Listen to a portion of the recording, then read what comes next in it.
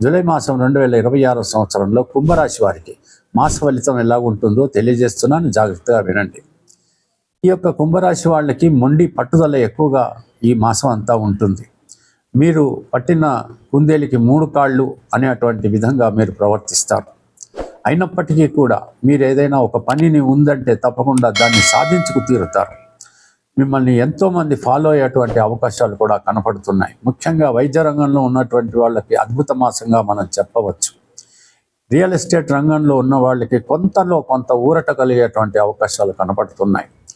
ఇకపోతే exports imports మాత్రం సజావుగా సాగుతుంది. చలనచిత్ర రంగం అద్భుతంగా సాగిపోతూ ఉంటుంది.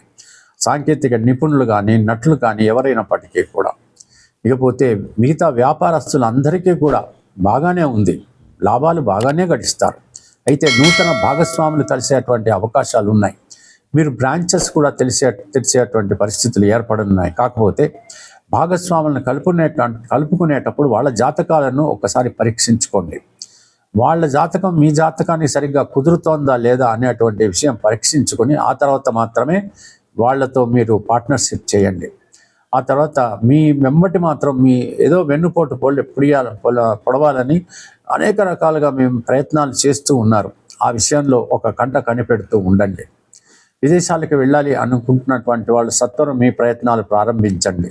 అర్హత ఉన్నప్పటికీ కూడా వాతావరణ పరిస్థితులు బాగుంటే కనుక మీరు వెళ్ళటానికే ప్రయత్నం చేయండి. వివాహాలు కానటువంటి వాళ్ళు వెంటనే మీరు ప్రయత్నాలు ప్రారంభించండి. తప్పకుండా మీకు సంబంధం దొరుకుతుంది. త్వరితగతిన వివాహాలు కూడా జరిగిపోతాయి. సంతానం లేనటువంటి వాళ్ళకు కూడా ఒక మంచి కాలంగా మనం పరిగణించవచ్చు. కాకపోతే మీరు ప్రయత్నాలు మాత్రం మానుకోకండి. గోదాదేవిని అష్టోత్తరం చదవండి. ఆ తర్వాత ఈ యొక్క ప్రేమికులకు మాత్రం అద్భుతమైనటువంటి మాసంగా మనం చెప్పవచ్చు. ఇకపోతే మిగతా విషయాలు ఏదైతే ఉన్నాయో అవన్నీ కూడా రాజకీయ రంగంలో వాళ్ళు కానీ, లేకపోతే ఆర్కిటెక్చర్స్ కానీ, చార్టెడ్ అకౌంటెంట్స్ కానీ, లేకపోతే ఇంజనీర్స్ కానీ, వీళ్ళందరూ కూడా అన్ని రంగాలలో వాళ్ళు కూడా మామూలుగానే సాధారణంగానే గడుపుతారు. వాళ్ళకి ఏమాత్రం పెద్దగా కష్ట నష్టాలు ఏమీ ఉండేటువంటి పరిస్థితులు లేవు. ఇంట్లో కూడా గృహ వాతావరణం ప్రశాంతంగానే గడిచిపోతుంది. చిన్న చిన్న సమస్యలు చిన్నప్పటికి కూడా సమసిపోతాయి. భార్యాభర్తల మధ్యన సఖ్యత బాగుంటుంది. మీ పిల్లలు కూడా చక్కగా చదువుకుంటారు. మిమ్మల్ని విసిగించేటువంటి పరిస్థితులు ఉండవు. పెద్దలు కూడా ఆరోగ్యం కాస్తో కూస్తో కుదుటపడి మిమ్మల్ని ఆశీర్వదించేటువంటి పరిస్థితుల్లో ఉంటారు.